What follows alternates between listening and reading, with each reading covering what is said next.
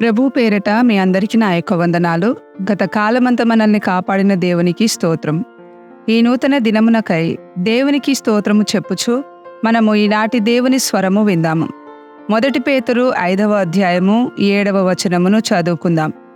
ఆయన మిమ్మును గూర్చి చింతించుచున్నాడు గనుక మీ చింత యావత్తు ఆయన మీద వేయుడి అని మనం ఈ వచనములో చదువుకున్నాం. అయితే ఇందులో నుండి మొదటి భాగమును అనగా ఆయన మిమ్మును గూర్చి చింతించుచున్నాడు లేక మిమ్మును లక్ష్యము చేయుచున్నాడు అనే ఈ విషయాన్ని ఈరోజు మనం నేర్చుకుందాం.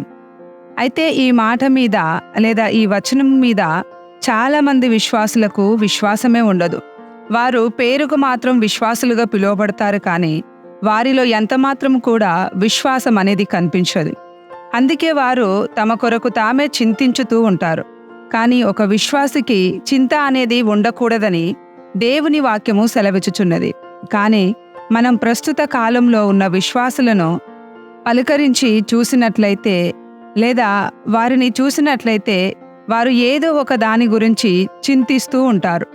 కొందరు వస్త్రాల కొరకు, కొందరు ఆహారం కొరకు, కొందరు సొంత ఇంటి కొరకు, కొందరు భవిష్యత్తు కొరకు, కొందరు ఉద్యోగాల కొరకు, కొందరు భార్యాభర్తల కొరకు, కొందరు పిల్లల కొరకు, కొందరు ధనవంతులగుట కొరకు, ఈ విధముగా అనేకమైన విషయాల నిమిత్తము వారు చింతిస్తూనే ఉంటారు.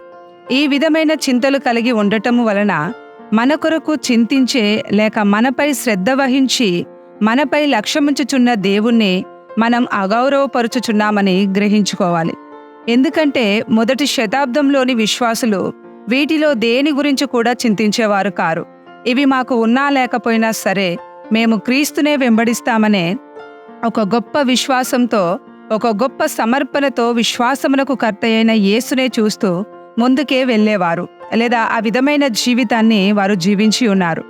అయితే ఈ రోజులలో క్రీస్తును వెంబడించుటకు ఒక విశ్వాసికి ఎందుకు కష్టం అనిపిస్తుంది అంటే, నా గురించి చింతించే లేక నాపై లక్ష్యముంచే నా యేసు నాతో ఉన్నాడనే ఆ విశ్వాసము వారికి లేదు. అందుకే వారు ఈ శారీరపరమైన వాటి కొరకు లేక ఈ భూ సంబంధమైన వాటి కొరకు చింతించడంలోనే కాలాన్ని గడుపుచున్నారు. ఇటువంటి వారికి ఏ చిన్న సమస్య వచ్చినా, ఏ రోగం వచ్చినా, ఏ బాధ వచ్చినా తట్టుకోలేరు. కానీ పాత నిబంధనలోని భక్తుడైన దావీదును మనం చూసినట్లయితే కీర్తనలు 27:10లో నా తల్లిదండ్రులు నన్ను విడిచినను యెహోవా నన్ను చేరదీయును అని విశ్వాసంతో పలుకుచున్నాడు. అంటే తల్లిదండ్రుల కంటే కూడా ఆయన నాపై లక్ష్యముంచేవాడని, నా గురించి చింతించేవాడని చెప్పుచున్నాడు. అయితే కొంతమందికి దేవుని కంటే తల్లిదండ్రులపైనే నమ్మకం ఎక్కువగా ఉంటుంది. కానీ ఇక్కడ దావీదుకైతే తల్లిదండ్రుల కంటే కూడా దేవునిపైనే నమ్మకము ఉంచుచున్నాడని మనం చూడవచ్చు లేదా మనం తెలుసుకోవచ్చు. అలాగే కీర్తనలు 37:5వ వచనంలో నీ మార్గమును యెహోవాకు అప్పగింపుము, నీవు ఆయనను నమ్ముకొనుము, ఆయన నీ కార్యము నెరవేర్చును. అయితే చాలా మందిలో ఈ వచనము ప్రకారముగా తమ మార్గమును దేవునికి అప్పగించుకునే మనసు ఉండదు. ఆయనను నమ్ముకొనరు కూడా, కానీ వారి కార్యములు లేక వారి పనులు మాత్రము సఫలం కావాలని కోరుకుంటూ ఉంటారు. అది జరగకపోయేసరికి ఇక చింతించడం ఆరంభించి ఇక దేవునిపై సనుగుతూ దేవుడు నాకేమీ చేయడం లేదని, ఏమి చేశాడని చెప్పుతూ ఉంటారు. ఇలాంటి వారి జీవితంలో దేవుడు తన కార్యమును ఎన్నడూ కూడా చేయడు. ఇట్టి వారిపై దేవునికి కోపం వస్తుంది. గనుక మరి మన వ్యక్తిగత జీవితంపై ఒకసారి మన దృష్టిని సాధిద్దాం.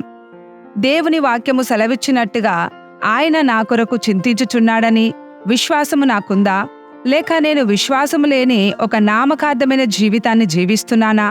మొదటి శతాబ్దంలోని విశ్వాసుల వలె నా విశ్వాసము ఉన్నదా? పాత నిబంధనలోని దావీదుకు ఉన్న విశ్వాసము నాకున్నదా అని చూసుకొని, ఒకవేళ ఆ విధముగా మన జీవితం లేనట్లయితే ఈరోజు దేవుని వాక్యం ద్వారా నీకు వినిపించిన స్వరమును నీవు గ్రహించగలిగావా లేదా అని చూసుకొని, ఒకవేళ నీవు గ్రహించినట్లయితే దేవా నా కొరకు నీవు చింతించుచున్నావని లేక నాపై లక్ష్యముంచుచున్నావని, ఇట్టి విశ్వాసము కలిగి నేను ఈ రోజంతా జీవించుటకు నాకు సహాయము చేయమని దేవుని ఎదుట ప్రార్థన చేద్దాం. మనము ప్రార్థన చేసుకుందాం. పరలోకమందున్న తండ్రి, ఈరోజు నీ వాక్యం ద్వారా నీ స్వరాన్ని వినిపించినందుకు నీకు వందనాలు. నేను శరీరపరమైన వాటి గురించి చింతించే విధముగా ఉండక మొదటి శతాబ్దంలోని విశ్వాసుల వలె విశ్వాసమునకు కర్తయైన నిన్ను చూస్తూ ముందుకే సాగడానికి, అలాగే తల్లిదండ్రుల కంటే నా కొరకు చింతించే వాడవని, నన్ను ఎవరు పట్టించుకోకపోయినా నీవు నన్ను చేర్చుకునే వాడవనే దృఢ విశ్వాసము కలిగి ఈ రోజంతా కూడా జీవించుటకు నాకు సహాయము చేయి. ఈ లోకంలో ఉన్నవారందరి కంటే నీవే నాపై లక్ష్యముంచు వాడవని ఎరిగి నేను నడుచుకొనుటకు నాకు సహాయము చేయమని యేసుక్రీస్తు నామములో అడుగుచున్నాను తండ్రి. ఆమెన్. అందరికీ వందనాలు.